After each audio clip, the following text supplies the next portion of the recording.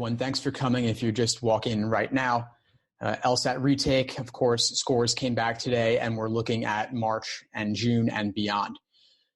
The number one question I get when it comes to retaking is people who've burned through too much material. Either you've burned through every LSAT exam ever released, or you've burned through all the recent ones and you're worried, how do I study? What do I do going forward? Obviously, there is the question that automatically comes up. How do I evaluate myself? Maybe you've done everything in the exams numbered in the 60s, the 70s, and 80s, the majority from the past 5 years or so. That's okay. You can redo them. The value in doing any exam, whether recent or not, is not simply to diagnose your problem areas. It's to better understand the questions themselves. So that's my number one biggest piece of advice. Even if you've done every single exam, no reason to go to outside resources. Stick with the actual LSAT content and still value the more recent stuff. Number two strategy, how many exams are there? There are 86 numbered exams, several that are unnumbered. So consider those also. If you do want more practice material, you've got June 07, you've got the Super Prep exams from the late 90s, A, B, and C. You've also got exam C2 from the Super Prep 2 book, and you've got the official LSAT prep test with explanations, which is the February 1997 exam. And you can find out-of-print copies of it used on Amazon. And I'm just sharing the link with you now. It'll be in the description below this episode later. Number three strategy, avoid fake practice tests like the plague. If a book does not say the prep test number, date administered, it's probably not real. Why shouldn't you use fake LSAT questions? Because they contain mistakes or they're unrealistic. Definitely not worth spending any time on those. If you get really good at logic games as a fun exercise, you might want to work through fake games just to spot the mistakes contained within them. If you go on Amazon and search for LSAT games books, you'll find some of the worst reviewed books where people talk about mistakes in the reviews. And so you can look at those reviews and say, most people don't want the book for that reason. I actually do want the book for that reason because I want to spot the errors in those games. So that could be a fun exercise if you're looking for more practice material. I have my own unofficial LSAT games that I've written, and I assure you those contain no mistakes at all. And so if you haven't done those, give them a look.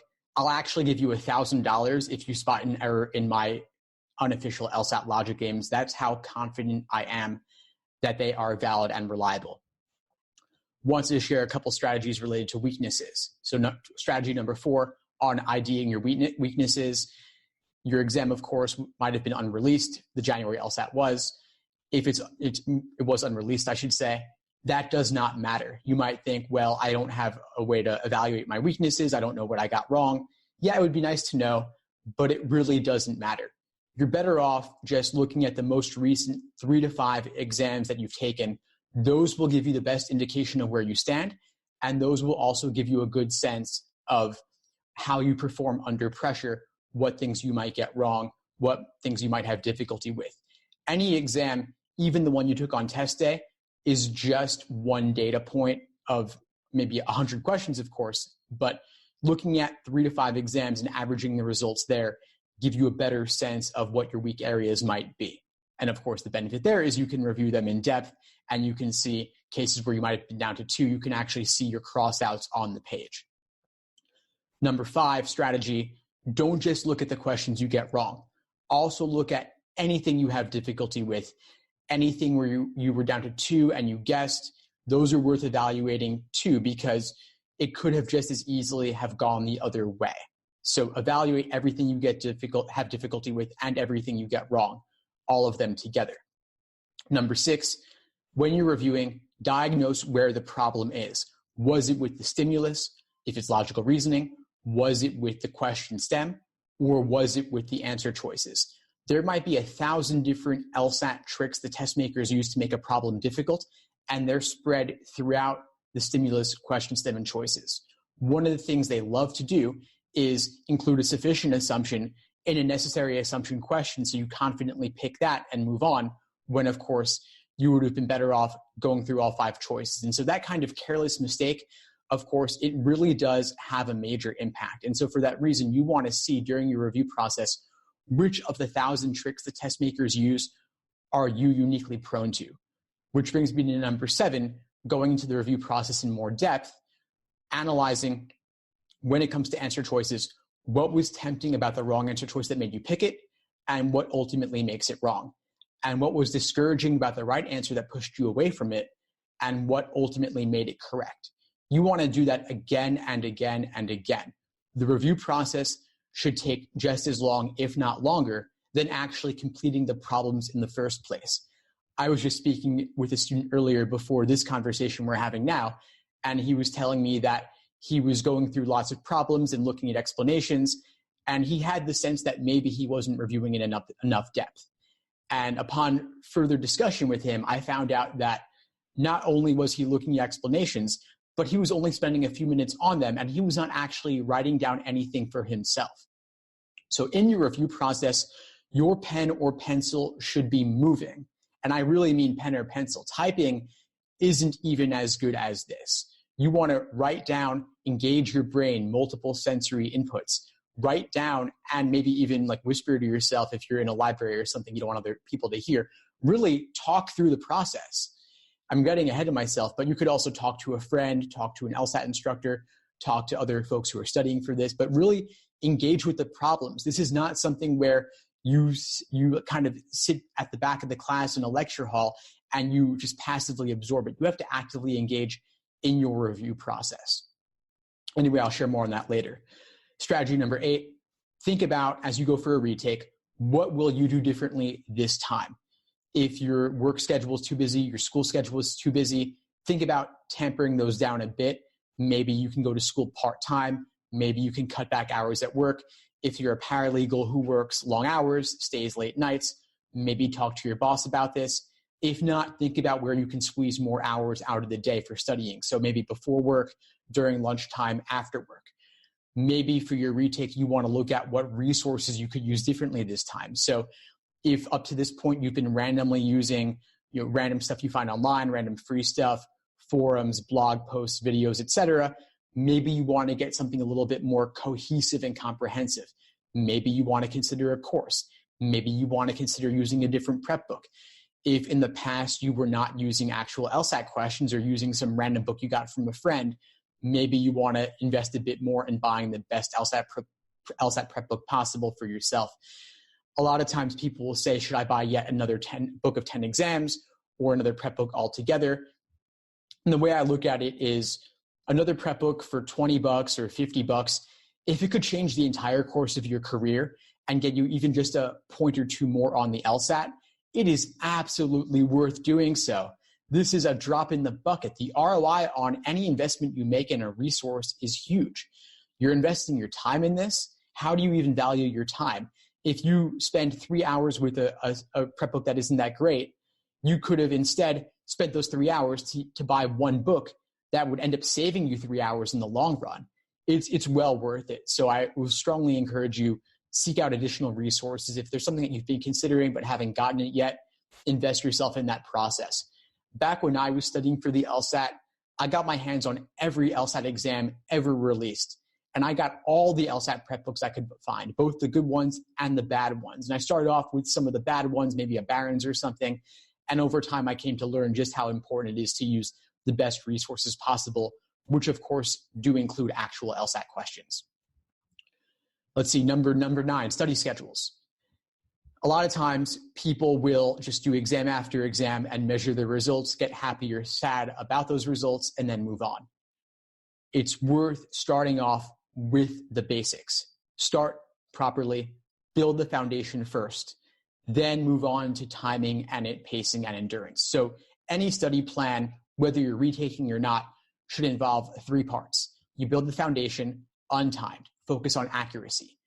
Then you bring it together with a full individual timed section, 35 minutes. Let's say you did games untimed by type, you learn the basics. Now you want to do a timed section of 4 games, an actual section, and then see how you did in the 35-minute mark and work from there. Then finally, phase 3, you do endurance, 5 section exams with just the break and have that be it. Now, number 10 strategy, let's say you've already learned the basics since you are retaking. You want to focus on identifying your weak areas as we discussed, focus on those, and mix in a timed exam or two per week along the way. Don't overly stress about the specifics. People will say, should I do a timed section? Should I do questions by type? Should I do timed exams? Should I read foundational material? It's all good. It's all good. It's all useful. Not one is not better than the other. I'd say there's a place for all of that. So if you have a weak area, maybe a certain question type or a certain section, let's say it's a certain question type. Let's say it's flaw questions or strengthen questions. You could do a bunch of those by type. I have categorizations on my website, so you drill those. If you feel that your foundation is lacking in one of those types, then you read some foundational materials on that first, maybe an article on my site or a chapter in a prep book. If, let's just say, you have trouble with reading comp as a whole, you could read some foundational material on reading comp, or maybe watch my reading comprehension course or videos, then do some timed sections to work on those. But still, of course, a timed exam or two a week is definitely a good idea, especially if you're going for March, because there isn't too much time remaining there. Speaking of which, number 11 strategy, if you have 1 month till March, if you've got the time, go for that. You've got, I think, about 6 weeks or so. It's possible. It's possible to improve a few points between now and March 30th. So if you've got the time in your schedule to study for it, go for that. Otherwise, you've got about 3.5 months until June. And I would suggest try to be done by June if you can, because that's the last exam that's paper and pencil for everyone. The digital LSAT starts in July, and of course, things are going to change, which brings me to number 12 strategy, talking about the digital LSAT, what to be aware of, what to avoid. The July exam is the first exam that's going to be digital. Half of test takers will get the digital exam on the tablet, half will get paper and pencil, and LSAT chooses for you. They assign it, and you don't get any advance notice. And I don't know about you, but I would not want to be in that situation, walking in on test day not knowing what I'm going to be facing. So if you're anything like me, try to avoid that ambiguity and either go for June, which is paper and pencil, or go for September, which is 100% digital. And to be honest, I don't love the digital format as it currently exists. It's somewhat restrictive in a lot of ways. It's on a tablet, but you can't draw freehand on the tablet. You can't write on the tablet the way that you're writing on your LSAT problems. You will get scrap paper, but of course, it's not the same thing going back and forth between them. So let's say you can't do it by June, you got to do it in July or September, and you're getting digital. Of course, you'll make the best of it. But I think it's better avoided if possible. And right now, we're in February. You've got enough time to prep for June. 3.5 months is even a good amount or decent amount if you're starting from scratch. And of course, if you're retaking, that's not your position. You presumably have some familiarity with the exam. And so for that reason, I think if you can, go for March or June. I wanted to talk a bit about taking your prep to the next level. So number 13 strategy is write your own LSAT questions, write your own answer choices, write your own games. One fun exercise could be, let's say for a logical reasoning question, write a tempting wrong answer choice, maybe even one that you'd be prone to making, one that you might fall for. Or you could write your own LSAT logic game from scratch, your own original game. I've actually had students do this, and it's been a great educational exercise for them. And I actually had my own experience writing games where I learned a lot in the process as well. And that's why my games are actually tougher in a lot of ways than actual LSAT games, because I tried to include all the tricks in them, not just a few. And I'm including a link in the chat here and in the description below this episode to those games if you want to check them out. Another next level strategy is, could you explain this to a friend? Number 14 strategy, explain things to a friend, find a colleague, find a study buddy, and talk through the problems with them. It's really a valuable exercise to force yourself to articulate that. But if your friends are sick of hearing about the LSAT and they're not interested, I get that. I have a hard time finding people who want to hear me talk about the LSAT in my personal life, which is part of why I do what I do with my site and podcast and YouTube and all that. So one other thing you can do is write your own LSAT explanations. This is an enormously valuable exercise to really walk through your thought process. And I have a video where I actually feature a student-written explanation. And it's not the most perfect explanation in the world, but he found it to be a really valuable exercise to really articulate it for himself. And so I've sent a link to a video here in the chat. I'll include it in the description for this episode, where I actually walk through what the explanation looked like. And so those are 15 strategies for an LSAT retake. And I did it in just about 15 minutes, so I'm pretty proud of myself on that. I'm going to take a few minutes to walk through some resources that could help you, some study schedules and courses, and then we'll open it up to Q&A. So study schedules, I have a few to offer you for retake. I have a day-by-day LSAT retake schedule. It's based on a 12-week timeline, which makes it a decent fit for the June exam. But if you're going for March instead, you can easily compress it. The idea is basically working on your weak areas and then cycling in timed sections and timed exams. And so I've sent you a link. I'm sharing a link to a day-by-day plan that lays out exactly what to do in terms of which resources to use, which exams to use, and how to ID and focus on your weak areas. I've also got a few free retake LSAT schedules to share with you. I have them on a week-by-week plan. I have one regular retake plan that is reasonable, that I could actually see someone doing, and I could imagine them doing it without going nuts or burning out. I also have an intense retake week-by-week schedule, totally free, sharing the link with you here. And I wrote it for a student years ago who wanted to basically do every single exam ever for her retake prep. And I was like, I don't know about that, but she was a student of mine. I wanted to help her out. She wanted this, so I created it, and then I posted it to share it with all of you. So I'm sharing the link for that as well. And finally, of course, I have some LSAT courses. They're online, they're recorded. They cover the basics for every section of the exam: games, reasoning, reading comp, giving you an overview. And so if you haven't done an LSAT course before, or what you did not work for you, you could consider trying these out. They're very affordable. They cover the basics. They are concise and they are bite-sized. I'm not long-winded. I'm pretty concise and to the point, like my videos, like all my stuff. I boil it down as simply as possible. So check those out. If you haven't already, you might find that they help you and give you the key to unlocking what you need for your retake. A couple of free things I want to highlight.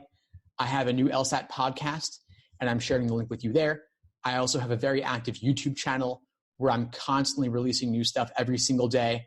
They're both just videos with me one-on-one with all of you, or they are interviews with other law school admissions folks or lawyers, people in the field. And so that's a great place to check out for additional help. Anyway, that's pretty much everything I wanted to share on my end. I'll open it up to Q&A now. I see one question here in the chat, but please do feel free to ask more questions. Got one question from Alia. Do some schools accept students with lower LSAT scores than the median if that person has a high GPA, good letters of rec, and personal statements?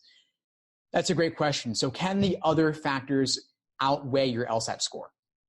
To some extent, yes. The LSAT is the most important factor, but the GPA and other soft factors do play a role. I'd say it could be something like, it's hard to put firm numbers on this sort of thing. I'd say maybe it's 50 LSAT, 40 GPA, 10% the other stuff. Different people will give different rough estimates, but it's something along those lines. Maybe for other schools, it might be 60 LSAT, 30 GPA, 10 soft factors. Different schools have their own admissions indices. Each school has its own admissions index, to put it in the singular, and it'll vary from school to school. LSAC on their site, they have a free resource. It's an LSAT and GPA calculator. If you just Google LSAT GPA calculator, you'll find it, and you can input your GPA, which might be fixed at this point if you're out of school already, and your LSAT score, which of course is not fixed if you're planning on retaking, but you can input different numbers for each and then see what your chances may be at various schools. But the numbers do unfortunately determine the vast majority of your admissions chances. So if you're considering a retake, if you think it might make the difference, then certainly do that as well. Got a question here from Patrick. Is there ever a point when you should not retake the LSAT? If you scored a 171, should you retake in the hopes of getting a higher score?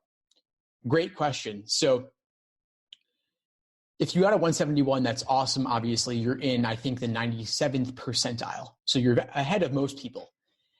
If your GPA is low, though, let's say your GPA was a 3.0 and you have a 171. That does not make you an automatic shoo-in for a top 14 or a top 5 school. So if you want to go to a top 14 or top 5, then it would definitely be worth retaking with a 171. You get a 175 or a 176 or even a 173. That'll make a difference.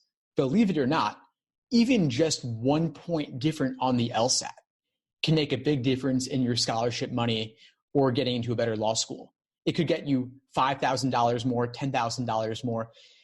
Restudying for the LSAT and retaking, of course, is not the ideal situation, but it's worth it. The ROI on that's huge. And so I would say, yeah, if you can get 1 point more and your GPA is at the median or below, it's well worth it. Yeah. Especially if you can hopefully be done in the next 6 weeks or so. It's not that much longer to extend your study timeline.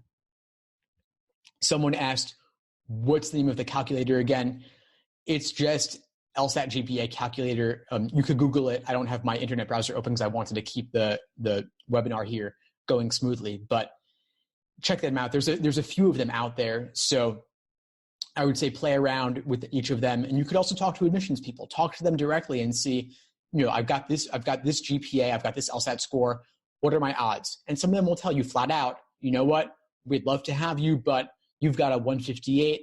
We really need you to have a 160, or maybe at a top school, you've got a 171, but your GPA is kind of low. So we really need you to have a 175 or 173, but then you got a 175, then the scholarship money starts coming out. The schools, they really do count on your LSAT score and GPA to bring up their medians in the rankings. And so they'll pay you. They'll essentially pay you for a higher score. It's nuts, but that's just the name of the game. Got a question from Miguel. What do you recommend for a senior citizen who's been out of school for over a couple decades and wants to take a crack at the LSAT for possibly attending law school during the evening? Well, kudos to you for getting back into this. It's definitely not easy to jump back into academics if you've been out of it for a while. And so for that reason, you're going to want to invest more time in studying. You're going to want to maybe you want a longer timeline and you don't feel as much pressure to get it done as someone younger who feels like everything rests on what happens in the next year, which, as you age a bit, you come to learn, at least I have, that you can delay things. 1 year doesn't make that much of a difference in the grand scheme of things. And so I'd say slow down your timeline a bit. That's the biggest advice I would give you. So if you've been thinking about March, but you have a feeling that maybe you need more time, go for June. Take the time to dig into the books and devote yourself fully to this. If you're in the lucky position to maybe be able to study full-time or 20 hours a week, then take that time and work through the problems slowly and deliberately and really engage in your review process more than anything else. And you also mentioned you're going to law school in the evening. So maybe that's a part-time program. Part-time programs tend to be a little bit more flexible, and they also tend not to require the same LSAT scores and GPAs that their full-time programs do. And so if you see medians for a given school, I think, for example, here in New York, Fordham, I think, has a part-time program. The medians that you need for a part-time program are not as high. The scores that you need for a part-time program are not as high as those for a full-time program. And so just keep that in mind. And if you talk to admissions, they'll probably tell you that as well. And someone asked, what do you think about the Khan Academy prep? I think it's great that they're offering it. I think more free resources are always good, but I'm hesitant to recommend it for a couple of reasons. One of them is that it's coming from LSAC, the test makers. It's created in conjunction with them, and their goals are not the same as your goals. They want the LSAT to serve the function of separating everyone along the score band from 120 to 180. And so, of course, they want to provide some baseline advice, but they're not really going to get as deep into it as someone on the outside will. And they're not really going to give you the keys to the castle to unlock the exam for you. I was speaking with a friend of mine who used to write actual LSAT questions, and he really got into the nitty-gritty with me of the tricks they use for wrong answer choices, what they use to make wrong answer choices tempting, and what they use to make right answer choices discouraging. And you're not getting that from the LSAC written stuff. If you look at Super Prep or their handbook, they give you everything in very technical terms, but they're not really going deep in the way that I do, for example. And so if you have a limited budget and more time than money, then yeah, go for the Khan Academy stuff. But I'm hearing from a lot of students that it's not really enough and they're looking for additional resources as well. And so try it out, see if it works for you, but I'd look elsewhere as well. Got a question about the July LSAT. Do I think people will avoid it because of the tech transition? Well, so I do think people will avoid it because of the tech transition. I do think the ambiguity might reduce it for some people, especially because you do have the June LSAT just about a month before. And so you could either go for June or September. I think the frequency of the LSAT being offered makes the other LSAT test dates more appealing than July in particular. Then the follow-up question there is that a reason not to do it? I think it's a reason not to do it. I mean, your opinions may differ. And if you don't really care about the ambiguity and you don't care that you might walk in getting one or the other, then by all means, go for it. One interesting side benefit of the July LSAT is that that'll be the only time they let you see your score before deciding whether to cancel. So I'd say for that reason, it's not a bad idea. Got one question from Patrick about one-on-one coaching sessions. Great question, Patrick. I do offer one-on-one. And I have a link on my website at the top navigation bar with that if you want to check that out. And of course, feel free to reach out directly if you have any questions at all. As for help with the personal statement, I do help with the personal statement and other aspects of the application. My focus is on the one-on-one LSAT coaching though. So I typically limit my application help to people I'm already working with. But if you have a unique situation and you think you might want the one-on-one with me, then of course, feel free to reach out and we can discuss it further. Again, everyone, thanks for joining. This was a lot of fun and we'll definitely do more in the future. All the best to you with your retake prep. Again, feel free to reach out if you have any questions as you move forward. Take care, guys. Bye. Thanks for tuning into the show. Please subscribe if you haven't done so already to be notified of new episodes as I release them. And feel free to reach out if you need anything at all as you move forward with your prep. I'm happy to help however I can. In the meantime, I'll wish you all the best and take care.